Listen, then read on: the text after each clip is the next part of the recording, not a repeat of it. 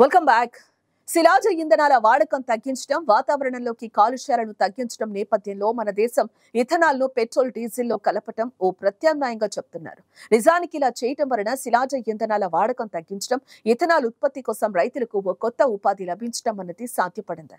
మరి నిజంగా ఈ ఇంధనానికి ఇథనాల్ కలపడం వలన అనుకున్న ప్రయోజనం సాధించడం జరిగిందా? ఇంతకీ ఇథనాల్ కలిపిన పెట్రోల్తో ఎవరికి ప్రయోజనం? కనీసం పర్యావరణానికైనా లాభం జరిగిందా అంటే నిపుణులు పెదవి విరుస్తున్నారు. అటు వినియోగదారుడు కూడా పెద్దగా సంతృప్తి పడుతున్నట్లుగా కూడా లేదని వారు చెప్తున్నారు.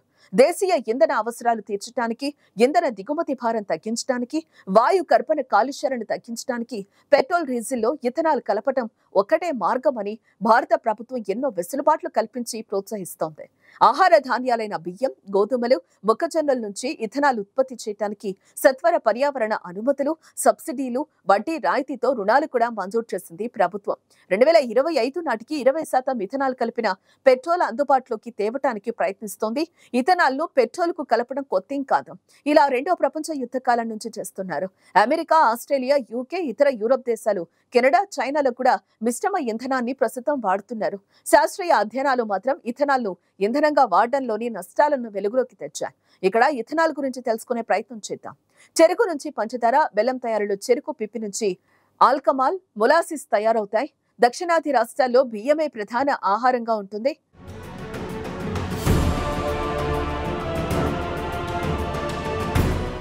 మొక్కజొన్నలను కాల్చుకుని పాప్కార్న్ రూపంలో తింటూ ఉంటారు. ఈ పదార్థాల నుంచి ఇథనాల్ ఇంధనం తయారవుతుంది. 2013 నుంచే మన దేశంలో ఈ 3 పదార్థాల నుంచి వచ్చే జీవ ఇంధనాన్ని పెట్రోల్లో కొద్దిగా కలుపుతున్నారు.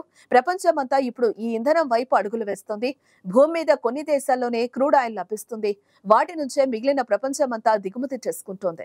విదేశీ మారక ద్రవ్యం ఆదా చేసుకోవటం, పర్యావరణాన్ని కాపాడుకోవడం, వేగంగా అంతరించిపోతున్న ముడి చమురు నిల్వల్ని మరికొంతకాలం అదనంగా లభించేలా చూసుకోవడం వంటి లక్ష్యాలతో ప్రపంచం మొత్తం ఈ ఇంధనం తయారీ వైపు అడుగులు వేస్తోంది. ఇక చమురు విషయానికి వస్తే ఆధునిక సమాజంలో ఇంధనం లేకపోతే మనిషి మనుగడే ప్రశ్నార్థకం అవుతుంది. అందుకే కొన్ని కోట్ల సంవత్సరాల నుంచి భూమి తనలో దాచుకున్న ముడి చమురును ఎడాపెడా తోడేస్తోంది. 2052 నాటికి ముడి చమురు పూర్తిగా అంతరించుకుపోతుందనే అంచనాలు ఉన్నాయి. అలాగే 2060 నాటికి సహజ వాయువు కూడా అదృశ్యమైపోతుంది.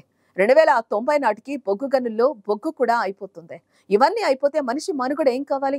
అందుకే 4-5 దశాబ్దాల నుంచే ప్రత్యామ్నాయ ఇంధనం గురించి అన్వేషణ మొదలైంది. ఇప్పటికే గాలి నుంచి, సూర్య శక్తి నుంచి విద్యుత్తు తయారు చేస్తున్నాం. 50 ఏళ్లకు పూర్వమే జీవ ఇంధనం వాడకం కూడా మెల్లగా మొదలైంది. జీవ ఇంధనం అంటే మొక్కల నుంచి తయారు చేసుకోవటమే. అన్ని రకాల మొక్కలు ఇందుకు ఉపయోగపడవు. మనం ఆహారానికి ఉపయోగించే చెరకు, మొక్కజొన్న, బియ్యం, బంగాళాదుంపలు, ఇతర నిరుపయోగమైన ఆహార పదార్థాల నుంచి ఇథనాల్ అనే చమురును తయారు చేసే టెక్నాలజీ ఇటీవల కాలంలో బాగా అభివృద్ధి చెందింది.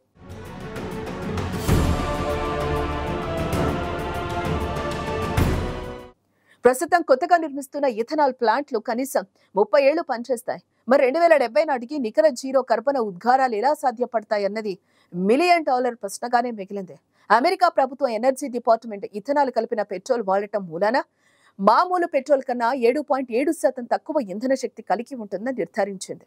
1 లీటర్ పెట్రోల్ 1.073 లీటర్ మిశ్రమ ఇంధనానికి సమానంగా ఉంటుంది. పరిశీలనలో పెట్రోల్ను మిశ్రమ ఇంధనాన్ని వాడినప్పుడు దాదాపు కర్బన ఉద్గారాలు అదే స్థాయిలో ఉంటాయని తేలింది.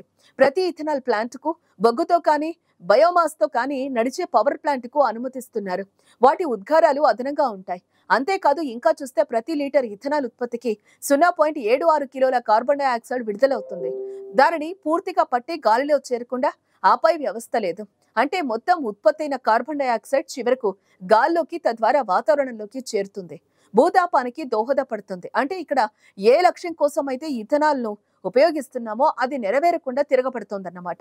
2023 మార్చి 13న ఐపీసీసీ విడుదల చేసిన నివేదిక తాపం పెరుగుదల 1.5 డిగ్రీల సెంటీగ్రేడ్కు మించకుండా నిరోధించడానికి శిలాజ ఇంధనాలకు సత్వర ముగింపు పలకాలని ప్యారిస్ ఒప్పందం చెప్తోంది.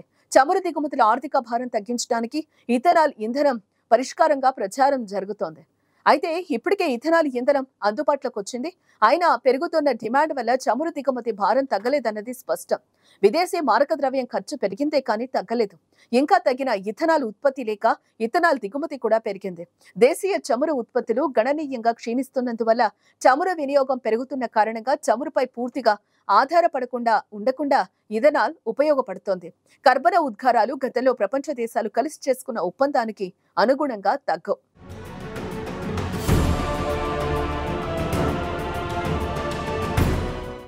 చెరకు, బియ్యం, మొక్కజొన్నల నుంచి ఇథనాల్ ఉత్పత్తి నీటి వనరులపై భారం పెంచుతోంది.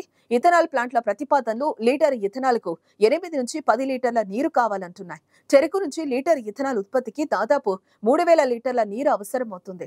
ఆహార పంటలను ఇంధన ఉత్పత్తికి తరలించడం వల్ల అదనపు భూమిని సాగులోకి తేవలసి వస్తోంది. దానివల్ల భూమి వినియోగంలో మార్పు వస్తోంది. తద్వారా మళ్లీ ఉద్గారాలు పెరుగుతాయి.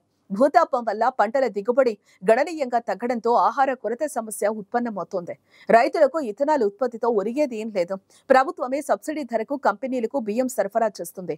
కిలో బియ్యం 20 రూపాయలకి ఇస్తోంది. అంటే కిలోకు 17 రూపాయలు సబ్సిడీ అందుతుందన్నమాట. 1 లీటర్ ఇథనాల్ ఉత్పత్తికి 2.22 కిలోల బియ్యం సబ్సిడీ ధరకు ఇస్తున్నారు.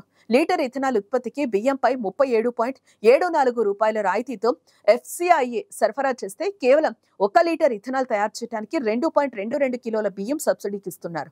అంటే లీటర్ ఇథనాల్ ఉత్పత్తికి బియ్యంపై 37.74 రాయితీతో 37 రూపాయలకు బియ్యం కొంటే లీటర్ ఇథనాల్కు కావలసిన బియ్యం ధర 83.78. ప్రభుత్వం నిర్ణయించిన ఇథనాల్ ధర లీటర్కు 56.87. అలాగే లీటర్ పెట్రోల్కు ఇంధన శక్తితో సమానమైన 1.51 లీటర్ల ఇథనాల్ ఉత్పత్తికి వాడే బియ్యం ఖరీదు 126.05 పైగా ఉత్పత్తి ఖర్చులు ఉంటాయి. అంటే మిశ్రమ ఇంధనం పెట్రోల్ కంటే ఎక్కువ ఖరీదైందిగా మారిపోయిందన్నమాట. ప్రస్తుతం రోడ్డుపై ఉన్న వాహనాలేవి ఇథనాల్ పెట్రోల్ ఇంధనాన్ని వాడటానికి పనికి రావు. కొత్తగా వచ్చే వాహనాలను అందుకు అనువుగా రూపొందించిన ఈ ఇంధనం అవసరం తక్కువే ఉంటుంది. అనువుగా మార్చని వాహనాల్లో ఇథనాల్ పెట్రోల్ వాడకం వల్ల జరిగే నష్టం ఎక్కువగా ఉంటుంది. ఇథనాల్ ఇంధనంతో జాతికి, వాతావరణానికి ప్రయోజనం ఏంటో చర్చ జరగాల్సి ఉందని అంటున్నారు నిపుణులు.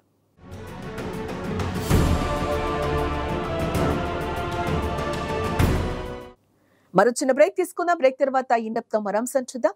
Stay with us.